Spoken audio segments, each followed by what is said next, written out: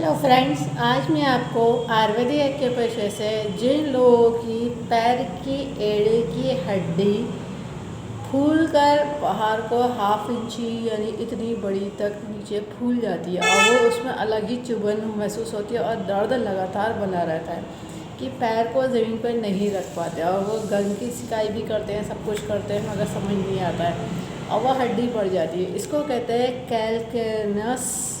Calcaneal spur.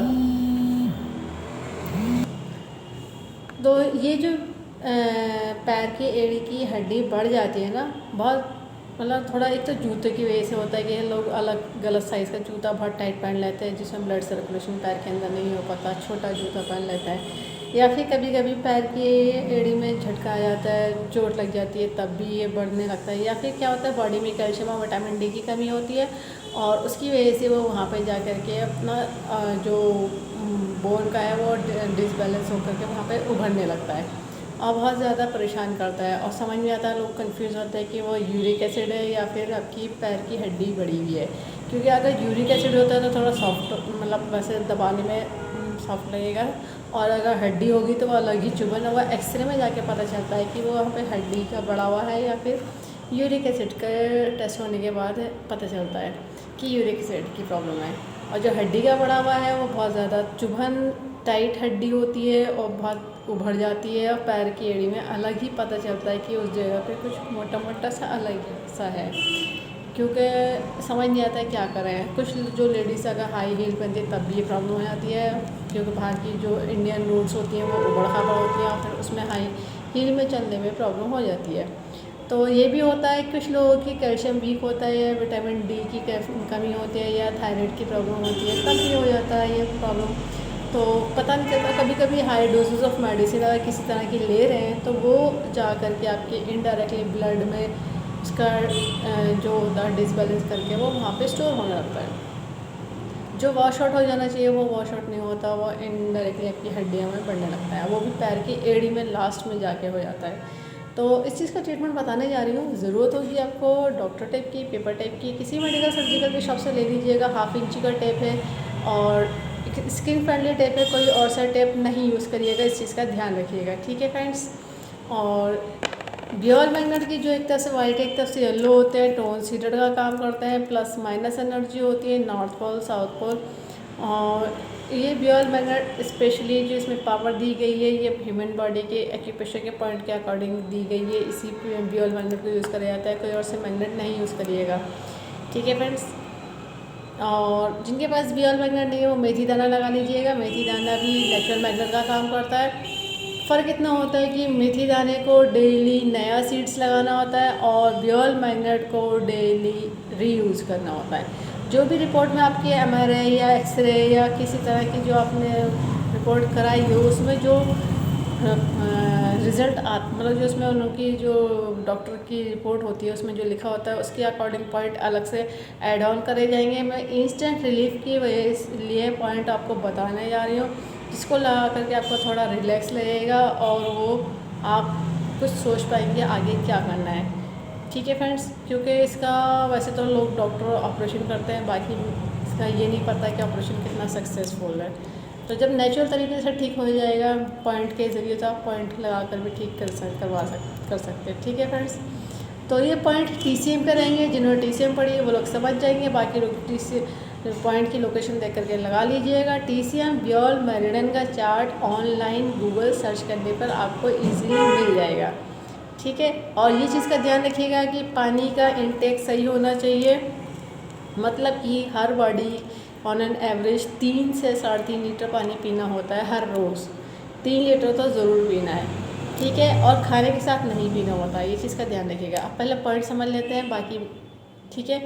Point हमारे हाथों में आएंगे, बायलैटरल आएंगे यानी दोनों हाथों में आएंगे, क्योंकि अगर चाहे लेफ़्ट एड़ी हो या फिर राइट हो उसमें ये नहीं है कि आपके कौन से हाथ में लगाना है, ये होगा कि आप दोनों हाथ में लगा लीजिए तो ताकि आपकी जल्दी प्रॉब्लम ठीक हो जाएगी, ठीक है। तो ये पॉइंट को कलर नहीं लगाना, ध्यान रखिए। जिनको कलर की नॉलेज है वही लोग कलर लगाइए, क्योंकि कलर हर पॉइंट के हर कंडीशन के अकॉर्डिंग अलग अलग होते हैं और उनका टाइम भी होता है कितनी देर तक लगाना है, तो इसलिए या तो बॉल मैग्नेट लगा लीजिए या फिर मेथी दाना। अब पॉइंट समझ लीजिए, ये आने मिडिल फिंगर में ये, ठीक है। फ्रंट पे जो आएगा, जैसे ये जॉइंट है अपर वाला रिंग फिंगर की तरफ, एक तो ये पहला पॉइंट आ जाएगा K3, किडनी का 3rd पॉइंट है। फिर इसमें ये ऊपर को मूव होता है, किडनी का 4th पॉइंट है। फिर ये तीसरा पॉइंट आ जाता है, किडनी का 5th पॉइंट है। अब बैक साइड आ जाते हैं। बैक साइड हमारा देखिएगा मिडिल फिंगर में, ये भी रिंग फिंगर की तरफ है, ठीक है। चाहे फ्रंट हो या बैक हो, दोनों रिंग फिंगर की तरफ आना है। तो ये जैसी जॉइंट है ना, जॉइंट से स्लाइटली जो साइड वाला एरिया है रिंग फिंगर की तरफ, तो इस तरफ को ये आ जाएगा UB60, यूरिनरी ब्लैडर का 60 पॉइंट है। और उसके आगे वाला UB61 है। अब ये 62 स्लाइटली सेंटर से और इस वाले बीच के हिस्से में है। देखिए ये सेंटर का हिस्सा आता है, तो ये सेंटर वाले को छोड़िएगा और ये साइड वाली लाइन है, इन दोनों का एग्जैक्ट लोकेशन बीच का ले लीजिए, ये 62 आ जाता है। यानी यूरिनरी ब्लैडर का 60, यूरिनरी ब्लैडर का 61, यूरिनरी ब्लैडर का 62। तो ये 3 पॉइंट ये हो गए, 3 पॉइंट फ्रंट पे हो गए। बहुत रिलैक्स करते हैं ये आपकी उस एरिया को, ठीक है। इसको लगाइए। सीडेड करना है, सीडेड करने का तरीका ये रहेगा कि बॉल मैग्नेट पेपर टेप में वाइट येलो दिखनी चाहिए और इसका अपोजिट कलर वाइट होता है। अब देखिए ये पॉइंट थोड़े पास पास है, तो अगर आपकी बॉल मैग्नेट थोड़ी बड़ी है तो देख लीजिए, अगर 2 पॉइंट एक साथ कवर हो रहे तो 2 पॉइंट के एक साथ एक पे ले लीजिए। और इससे छोटी वाली मैग्नेट है तो सेपरेट सेपरेट पॉइंट पे अलग अलग लगाई जाएगी, ठीक है। ये फ़र्क होता है। तो ये देखिए मैंने सीडेड कर दिया है बॉल मैग्नेट से। अभी साथ में मैंने कलर नहीं लगाया है, मार्क नहीं करा है। लोकेशन के अकॉर्डिंग मैं आपको मेथी दाना लगा के दिखा रही हूँ। मैंने आगे ही लगा के दिखाई, पीछे भी आप इसी तरह से लगा लीजिएगा, ठीक है। टोटल 6 पॉइंट है, एक हाथ में दूसरे हाथ में भी। तो वो एरिया थोड़ा पास पास है, देख लीजिए अगर आपका इतना बड़ा मैग्नेट है उस हिसाब से लगा लीजिए। अब छोटे वाले एडजस्ट हो जाते हैं उंगली के एरिया के हिसाब से, तो तब लगा लीजिएगा। हाँ, मेथी दाने सारे कवर हो जाएंगे। मेथी दाने को आप अलग अलग लगा सकते हैं, जैसे ये मैंने लगा दिया K3 पे,